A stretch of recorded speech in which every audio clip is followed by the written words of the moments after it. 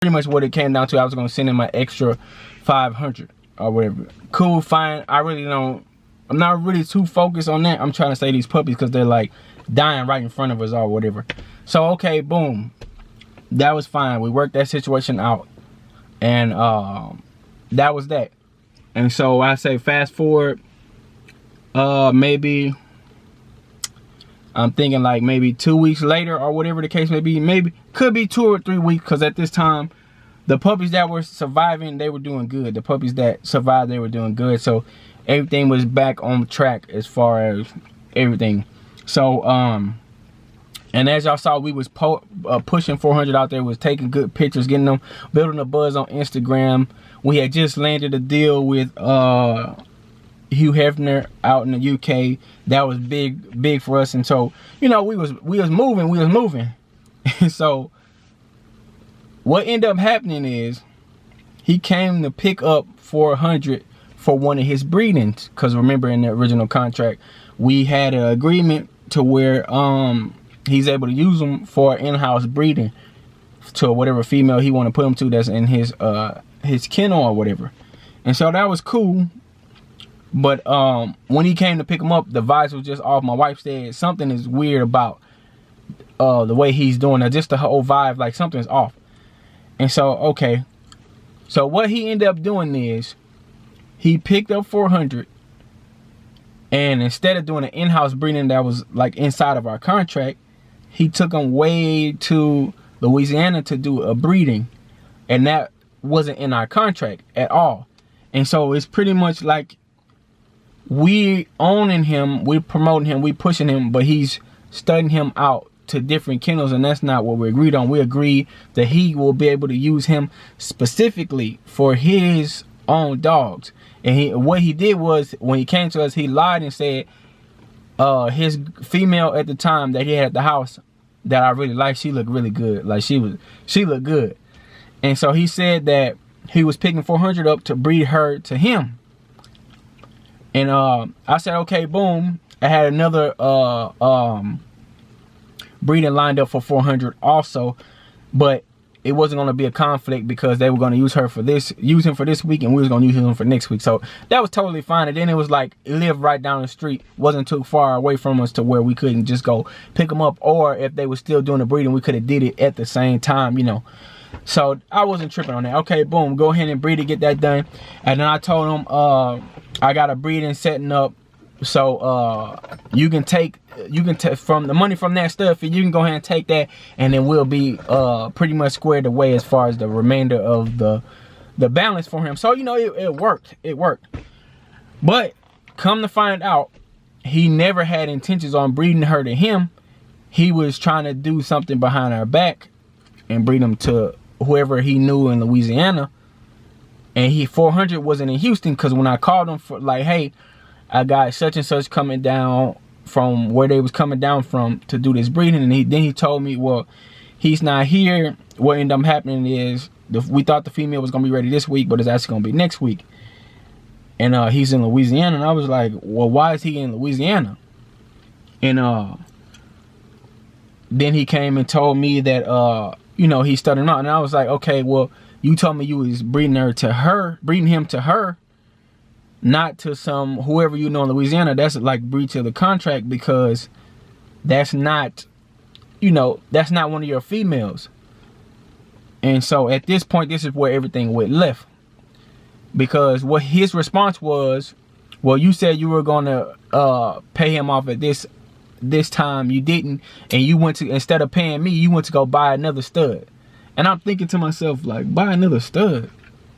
What stud did I go buy? Because this, like, what? And then he was like, yeah, you over there, I see you all on Facebook with a whole another stud that you buying way in the UK, and you just didn't want to pay me. You trying to get over on me. And I said, man, hold up. Then I had to break it down to him. I said, you know what? Let me tell you. I didn't pay a dime for the Hugh Hefner deal. I didn't pay nothing. We had, me and the Hugh Hefner's owner, we had an agreement that I was going to have full control for him in the US. He was going to have full control for him in the UK.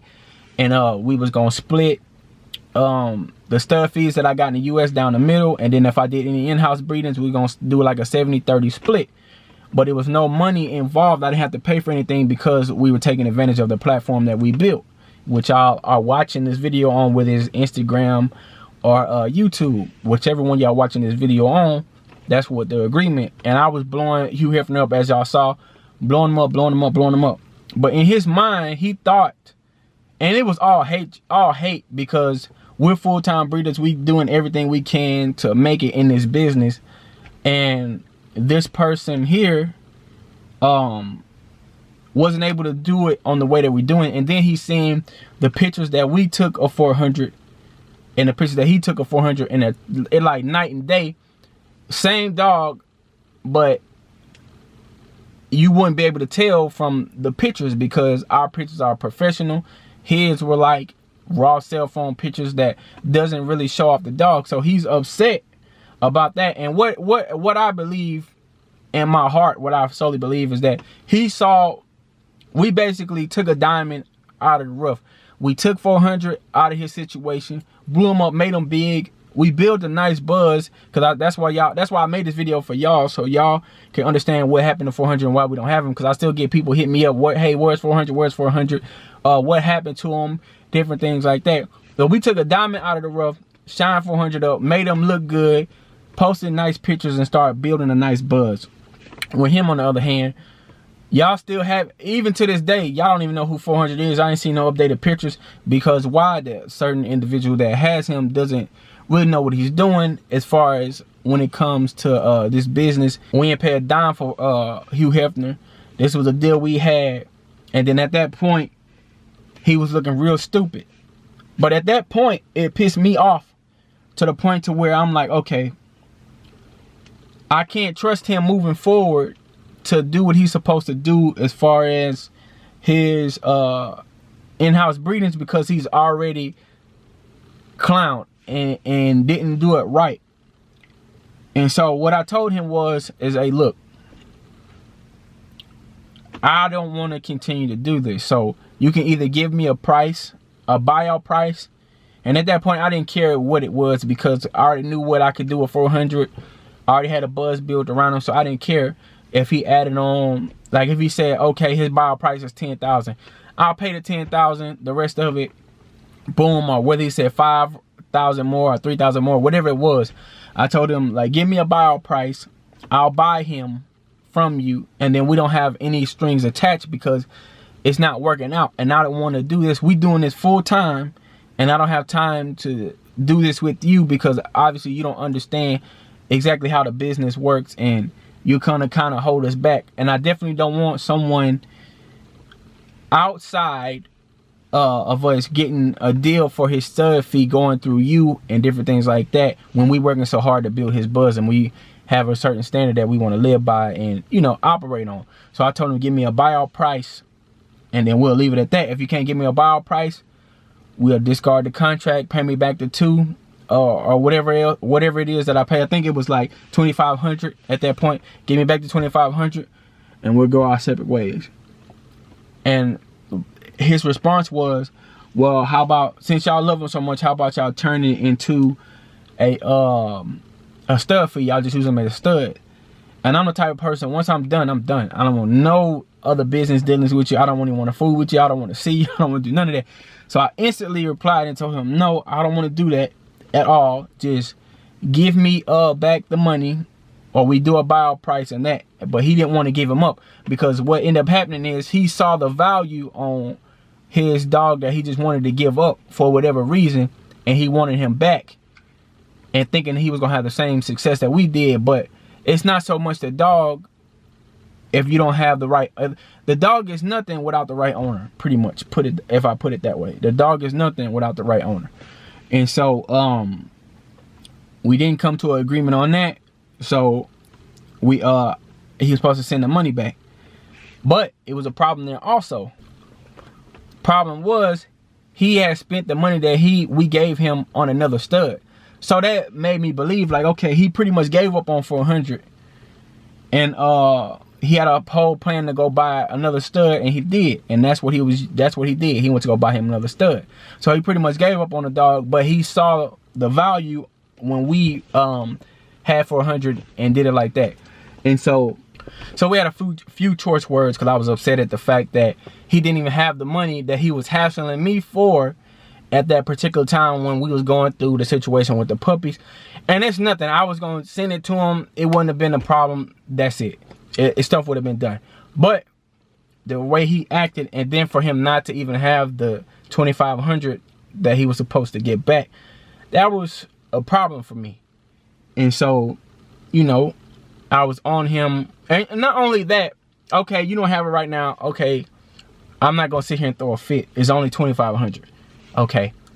I said what I had to say in the beginning. He said he was going to get it to me. Okay, boom. But after that, it was really no more communication from his end. It was like my whole time when I was we was working a deal, I was pretty much hitting him up every week or every few days, letting him know the situation, keeping him updated. Even before then, sending him updates on the dog, telling him he this and that, asking him questions, you know, about the dog, letting him know that he's in a good home. So the communication was there. But when it came down to him paying us back, it was like, it was at an all-time low, and he wouldn't even, sometimes he wouldn't even respond until a few days later. And I get it, sometimes, you know, you just be too busy, but it felt like he just didn't want to respond, and he was taking his time to pay us back for whatever reason, I don't know. And so at the end of the day, we was able to get everything back, and then we settled it at there. We left it alone, and that was it. And so that was a learning curve for us. And so moving forward, I'm not even with the Hugh Hefner situation, it didn't work out the way we wanted to, and that was something totally different. And so moving forward, I've learned that, and even with the Aftermath situation, I've learned that the best way to do things is to have your own dogs, have your own stud. Some people can pull it off working with other people. I personally don't like working with other people. You got to be a special individual for me to work with you moving forward, now that I know what I know. If it's not something to where I can own it outright, I really don't want nothing to do with it, unless you're, you know, it's a special situation. Unless I've done business with you before, I know somebody who's done business with you before that I respect and trust, and they can vouch for you. Other than that, I'm not paying for stud fees. I'm not co-owning any dogs or anything like that. We're gonna keep it moving. I'm better off not doing that, but some of y'all can do it. I'm not telling y'all to do it my way. I'm telling y'all that that's just the way I do it. But yeah, that's what happened to 400. He's back with his original owner, and he's not under the name of 400, and I'm not going to tell y'all his original name nor his owner, because I don't care to share them on our platform. So if you know who it is, then you know, but I don't care to share their information on who they are on the platform. If you know who he is, then you know. Other than that, it is what it is. But yeah, that's 400 situation. And at the end of this video, I can tell y'all that we got a big surprise for y'all coming up. We're working out the details and everything, trying to get situated for the stud that we're getting, and we have him full ownership outright, no strings attached. He's ours, all ours, and we're gonna run it up to the ceiling with him. But yeah, thank y'all for watching this video. Subscribe to the channel, turn on post notifications, go and watch some of my old videos, and we're gonna keep it moving like that.